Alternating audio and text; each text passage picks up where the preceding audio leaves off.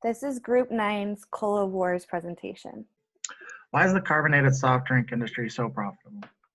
Based on our five-force analysis, the rivalry among existing competitors is high, based because there's high brand and flavor loyalty among the users. Many users prefer Coke Zero versus Diet Coke, or they prefer Coke versus Pepsi, and they don't like it when they don't have the other. Similar products with low switching costs also allow the easily for some competitors to poach users of the other competitor. With declining market share, it's getting a lot more intense.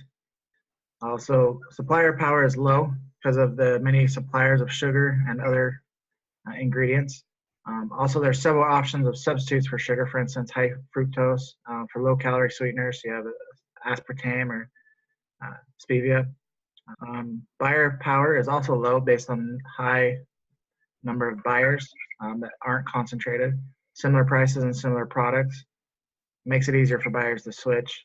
Large numbers of substitute products also makes buyer power a little bit higher, but the loyalty among the product lines makes buyer power a little bit lower. Threat of new entry is low because of the powerful incumbents such as Coke or Pepsi on the declining market. Plus government regulations and health policies such as the ones in New York that limits the number of refills or the size of drink containers that restaurants or other places can offer their patrons. Threats of substitutes is high because of the many healthier options that are now available, such as juices, teas, flavored water, and that the switching costs are also low. The margins are high and the costs are low, and the affordability and accessibility also allows this market and industry to be very profitable. Concentrate versus bottling. Why is profitability so different? Well, first, the concentrate producers have more power than the bottlers. The contract negotiation allowed the bottlers to or allow the concentrators to have more power of the bottlers, dictating the terms and the margins that they share. Some of the bottlers, it's hard for them to switch between suppliers, and it's hard for them also to switch their plants from bottling carbonated soda drinks to other things, which makes their power very low. So the concentrate suppliers have the power, and that's the reason why they get more margin than the bottlers. Coke and Pepsi have a long-standing rivalry. They've even gone on to credit each other's companies to some of their success. Pepsi even said that if the Coca-Cola company didn't exist, we'd pray for someone to invent something like them. Without one another, they would have a hard time being original or lively as a competitor. They've really pushed each other to work on stepped-up innovation and marketing tactics. Pepsi, a few years ago, tried a new project called the Pepsi Refresh Project, where they focused solely on helping the communities around them. They really focused on trying to create more brand loyalty and brand image that would help bring in more customers. Coke, on the other hand, went the more traditional route. They put a lot of dollars into advertising.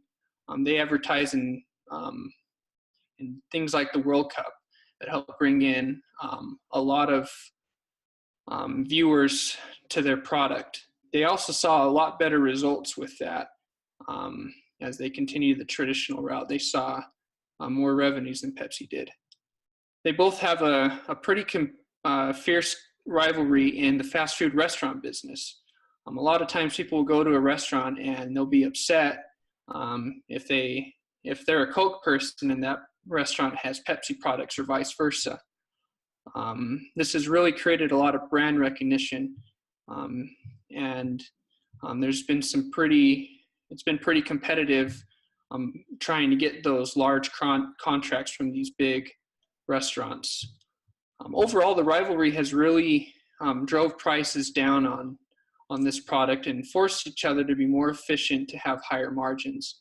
The only other cola companies that are around outside of these two are low-budget, private, or regional colas. And Coke and Pepsi are the only two well-known national brands. There's been a growing popularity of non-CSD, and that has caused both of these companies to kind of go away from their traditional lines, not completely go away from them, but to diversify a little bit. They've both been forced to use alternative sweeteners to entice healthy customers. Drinks such as Diet Pepsi, Diet Coke, and Coke Zero have entered the market to try and entice these healthier customers. They've also worked hard on expanding the product mix. and going into different types of drinks, such as sports drinks or tea-based drinks. Coca-Cola owns companies such as Dasani, Vitamin Water, Honest Tea, and Powerade, where Pepsi owns Gatorade, Lipton, Aquafina, Starbucks, ready-to-go drinks. As they go forward, they need to really focus on continuing to diversify and expand their product mix. They also need to continue to have success outside of the US and continue to venture into new markets. They've already done that, but there are markets where each of them are struggling in that they can continue to try and penetrate.